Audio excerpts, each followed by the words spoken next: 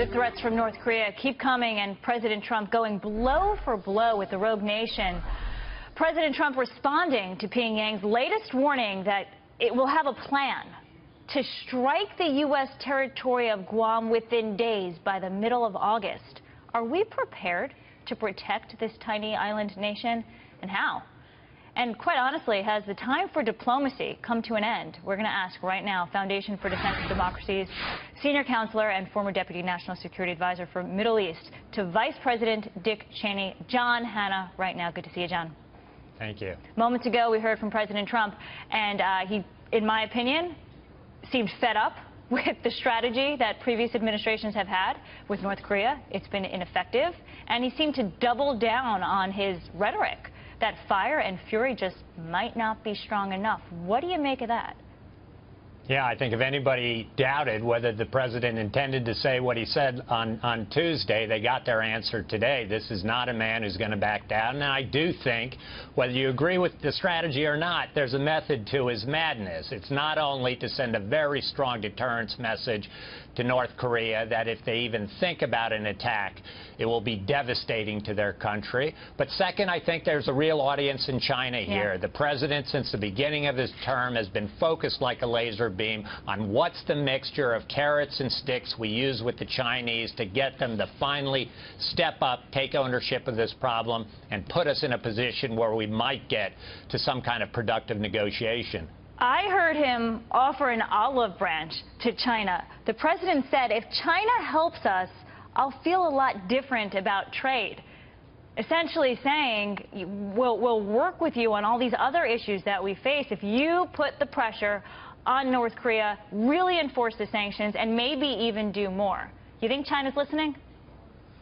I do think they're listening, and I think we got evidence of that just this week. I don't think there is a snowball's chance in you-know-where that China leads the effort to get that UN Security Council resolution last week, the toughest sanctions yet imposed on North Korea, unless they are sweating bullets over wondering what Donald Trump will do if left to his own devices to try and handle this problem militarily. I think they're scared to death of that. Right. But the president, John, the president also said he fears these sanctions won't work as effectively as promised. So I ask you, if you look at the arsenal of diplomatic options we have with North Korea and working with China, what else can we do to get Beijing to work with us? Well, I think the sanctions are obviously critical and huge pressure on China, and I think the president's statements this week are meant to press that advantage with China. Simply signing a UN resolution is not good enough. We need to see strict enforcement. And if the Chinese aren't going to strictly enforce, then I think the president does have that additional, very powerful stick of punitive trade measures, as well as sanctioning major Chinese financial institutions and corporations that are clearly continuing to do business with North Korea and keep that economy afloat. In addition, I think the president clearly has to continue to strengthen our strategic missile defenses.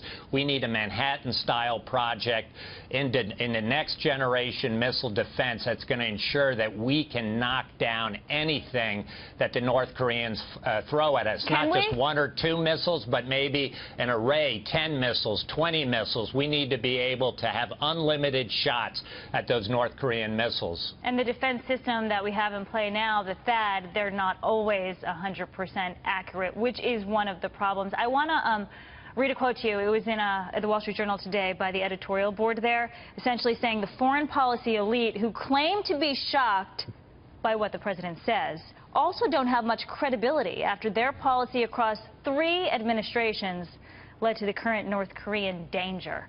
How is Donald Trump being more effective? And he is being more effective, I think I'm hearing you say.